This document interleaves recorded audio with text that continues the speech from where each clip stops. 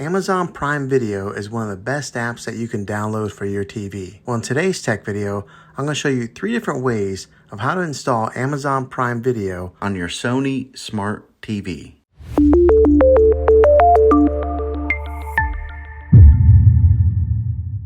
It can be really frustrating if you want to watch some of the great content that is on Amazon Prime Video and you find that your TV is unable to download it. If your TV is an older model of smart TV, then it could prevent you from downloading this app.